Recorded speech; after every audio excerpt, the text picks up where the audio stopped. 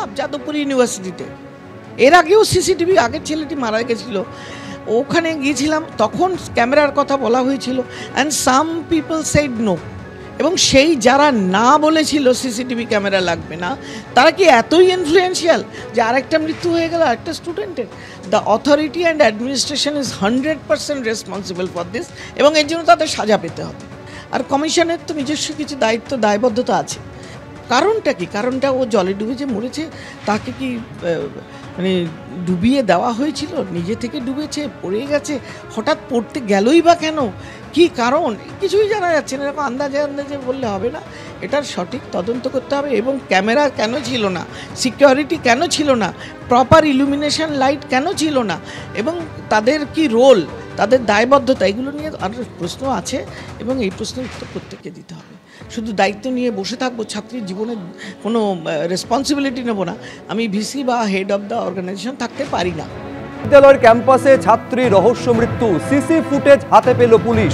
ঘটনাস্থলে ময়নাতদন্তকারী চিকিৎসক এবং ডিসি এসএসডি বিদিশা কলিতা দাশগুপ্ত। নজরে অনামিকা মণ্ডলের মোবাইল ফোন। গতকাল রাতে পরিবারের কাছ থেকে এই ফোন হেফাজতে নেয় পুলিশ। মোবাইলে লুকিয়ে রয়েছে কি কোনো তথ্য, তা খুঁজে বের করুক পুলিশ, এমনটা দাবি করছেন অনামিকা মণ্ডলের পরিবার।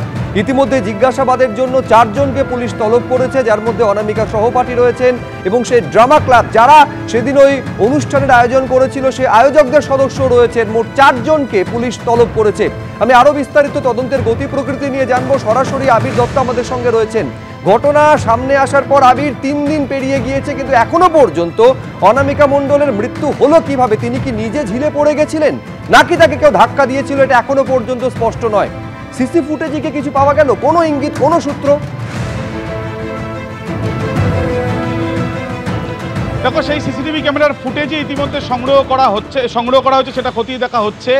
তোমায় জানিয়ে রাখি, যেটা পুলিশ সূত্র থেকে আমরা জানতে পাচ্ছি যে এই ঘটনা কি ঘটেছিল সেটা জানার জন্য গেট প্যাটার্ন মেথড ব্যবহার করতে চাইছে পুলিশ আধিকারিকরা, এবং তাদের ভাবনা রয়েছে সেটা আগামী বেশ কিছু সময়ের পর তারা কিন্তু এই গেট প্যাটার্ন মেথড সেটা ব্যবহার করবেন বা সেটা জানার চেষ্টা করবেন যে কি অবস্থায় বা যে হাঁটা যেভাবে হেঁটে যাচ্ছেন ওই তরুণী বা ওই ছাত্রী, সেই বিষয়টাও তারা সিসিটিভি ক্যামেরার ফুটেজ এবং অন্যান্য যে এভিডেন্স রয়েছে সেগুলোর মাধ্যমে তারা সেটা পরীক্ষা করে দেখবেন।